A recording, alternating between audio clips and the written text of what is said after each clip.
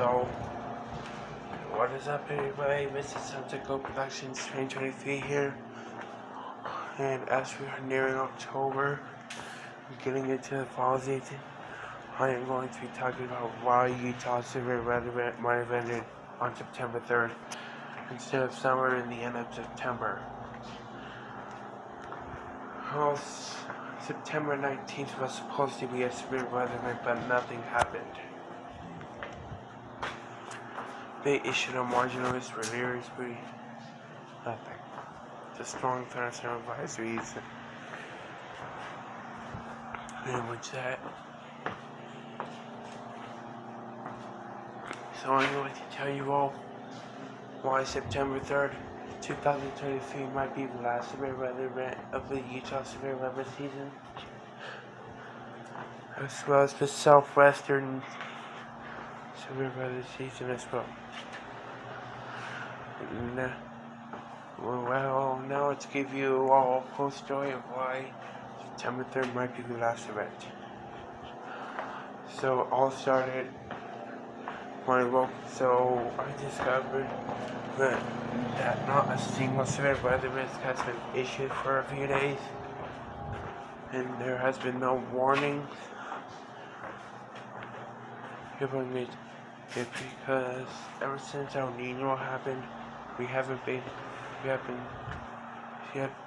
even with El Nino, we have been still getting frequent severe thunderstorm warnings and flash flood warnings. And not a surprise, there was only 2 flash flood warnings that were not in Utah this year. I'm not even surprised at all. There was only 3 flash flood warnings for northern Utah for event over KAC 78. I'm not even surprised at all. So, yep. So there have been more severe thunderstorm warnings and flash flood warnings this year because severe weather season started all the way back in April 20. So severe weather season started back in April. So severe weather season started somewhere in April. Yeah. So somewhere between the middle of April, severe weather season started. And then I'm going to give you all now. September 3rd was a slight risk event, and we had severe thunderstorm watches and warnings. But I'm not even surprised at all. We didn't even get a flash flood warning at all. No flash flood warning was issued that day. Yep, none. None for northern Utah. If I was in southern Utah, I would have caught more flash flood warnings, but no.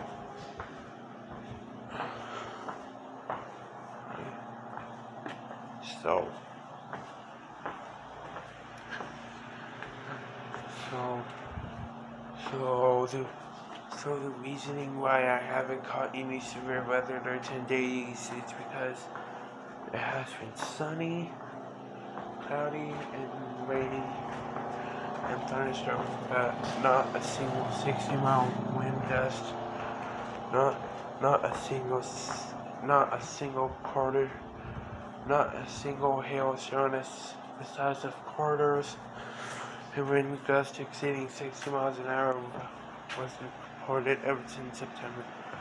Was reported ever since September 3rd. But this might change because I don't know. So there's a chance that there will be a severe weather risk for October 1st or September 30th because of that cold front moving in. I don't know about a marginal risk or not because if one ever does happen, I need to be prepared. I need to be prepared with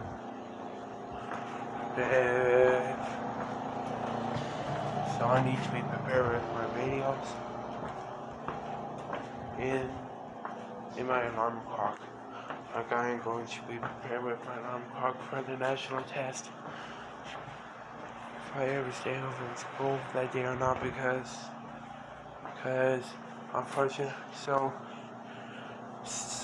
as you all may know, next week is the national test. Yep. Yep, I don't know if I'll do a monthly test or not since I won't have time. Because the monthly test is in a few days. If the monthly test is in 2 days. And the national test is in 8 days. So gotta be ready. I gotta be ready. And you all gotta be ready as well. So if there's ever severe weather event for October, that's incredibly rare. Because severe weather season actually concluded. So northern Utah, or Utah statewide severe weather season, actually concluded on in October instead of September. Utah severe weather season ended. So last year, Utah severe weather season ended in October with central Utah, and northern Utah ended with. And northern Utah ended with a nothing risk. Yeah, there was a marginal risk, but nothing. So we're starting to get into cold weather. We're starting to get into snow. We're even starting to get into blizzards and snow squalls as well. Well, I like thunder snow. I might start recording these one day. I never got to record one, so due to the fire that broke out last year, I never got to record the thunder snow that happened back in February 28th, which prompted a 2-hour late start. But because the windows were boarded up due to the fire that broke out, December 25th, 2023 will mark 1 year. 1 year since the fire. And yesterday marked 9 months. So October will mark 10, November will mark 11, and December 25th will mark 1 year. Yep, I still remember this fire to this day. And I'm even going to make a documentary about the fire. And so when my winter break starts, I'm going to make a 30-minute to an hour long documentary about what happened December 25th, 2023. And I'm going to be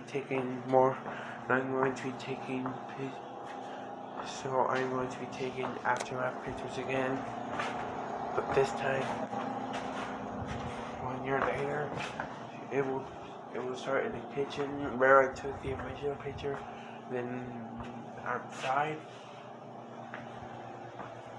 and then this side of the house.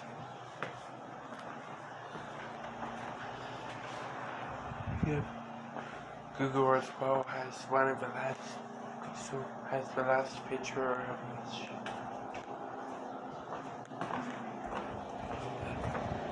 Before it golfed up into flames on Christmas night. The fire started at around 9 to 10:30, then ended at midnight, and then ended at probably 11 or 12 a.m. And then we were safe to go in the house, and then I ultimately went to sleep. But my windows were severely damaged. All of our windows were severely damaged, and then the blinds were bent, which resulted in me having cardboard all over my window, and then ultimately the window was boarded up for a few months. That means I was stranded. I was stranded in a dark room for 2 months. And then we finally get light again. I'll never forget what happened that Christmas. And let's hope another one doesn't break out. Because if another disaster breaks out on Christmas, because if another disaster breaks out on Christmas, I'm going to freak out. I ain't talking earthquake. I'm talking I'm talking fire, which will never happen. I am talking snow squalls and many more. There's a possibility that there's a possibility that a snow squall will happen due to this El Nino that's happening. So I would like to conclude this video by informing you that either September 3rd or October 3rd or October 1st might be so either these 3 dates, September 3rd, September 30th, and October 1st might be the last severe weather event of the Utah severe weather season. Or preface all of Utah because 2023 started and Southern Utah was already under a marginal risk where we got snow that day. And I would like to conclude this video right now. I've been recording for a whopping 11 minutes now. This is Santiago Productions over and out. And December 26th was the day I came out with Sunset Gold. The name you know enough today, which will probably change with October to Sunset Blood or Sunset Moon or Sunset Gold Productions or Sunset. So I'll just keep Sunset Gold Productions 2023 for the rest of the year, and then 2024 will be new because Sunset Gold will still be there, but it's different. Yep, so Sunset will still be winning, but Golden Productions in the 3 might be never seen again. Because we'll probably be in 2024 by the time I change my name. So, Santiago Productions 2023 out.